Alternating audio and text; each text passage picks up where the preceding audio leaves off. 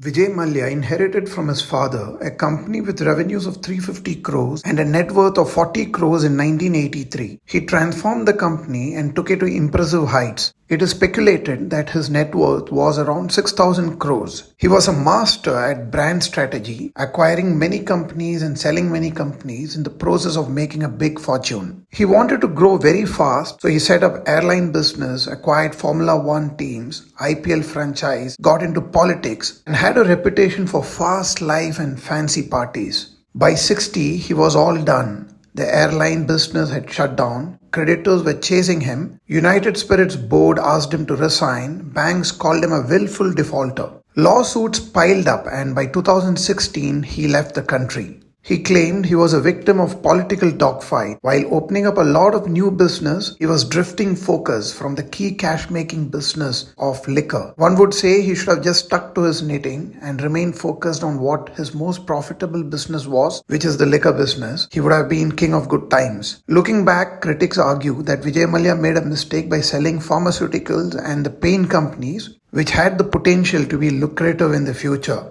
Instead, he ventured into the airline industry, a capital-intensive business known for draining money. Airlines are sensitive to factors like fuel prices and government control, making them more prone to losses. In investing language, he was cutting the flowers and watering the weeds. Peter Lynch had given this figurative advice as to why investors often sell their winners and hold on to their losers. Years of hard work were all ruined in a few years with a few bad decisions. Critics who analyzed his failure said it was caused due to overconfidence and a hurry to grow. Investors have to be open and acknowledge that they can go wrong horribly. Having a backup plan, a lifeguard in place could prevent catastrophic outcomes. This will ensure one does not sink. It is crucial for investors to stay clear of accumulating debt beyond their means at all costs. In 2008, the IPL franchise was the second costliest bid, and the Formula One ventures were all significantly losing money. Despite financial challenges, Mallya continued a very lavish lifestyle. His airline business faced losses and already in default. He had secured a 900 crore loan from IDBI based on business projections of the future instead of the real numbers. This underscores the lesson for investors to prioritize real profitability data over enticing narratives. A perilous combination that contributed to Mallya's downfall was substantial debt coupled with business losses. Amidst defaults and Kingfisher airline workers facing layoffs and unpaid salary, rumors started circulating that Mallya was using this money to buy horses. In investing lessons, we will go through testing time. Crucial to set aside pride and adopt a frugal approach.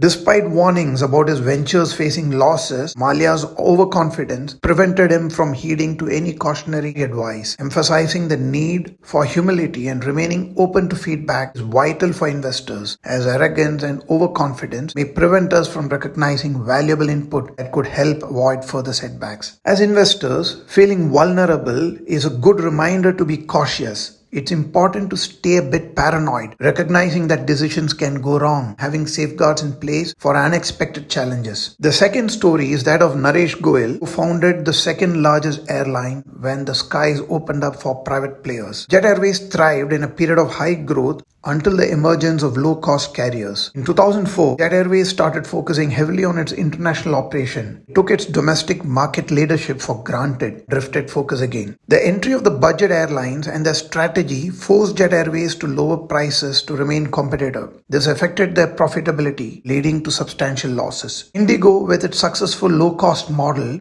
attracted a significant number of flyers, steadily increasing its market share. 2015, Indigo became the largest airline in India. Unable to compete, Jet Airways reduced prices, accumulating substantial loan and falling into a debt trap. This financial strain resulted in defaults on interest payments to banks. In an attempt to compete with the low-cost carrier, Jet Airways acquired Air Sahara. This move further weakened the company. Struggling to compete, Jet shifted its focus into leasing aircraft, deviating from its core business. Despite a formal professional structure, Naresh Goyal personally made all key decisions, leading to a sudden lack of positive results. Attempts to attract investors failed as losses increased and the debt piled up. eventually bringing the company down. The dangerous combination of debt and losses serves as a crucial lesson for investors to manage risks effectively. Collaborating with a consultant helps uncover blind spots, and having a devil's advocate can prevent vanity-driven decisions. The story of business tycoons facing financial downturns, including the ones mentioned earlier and not covered here,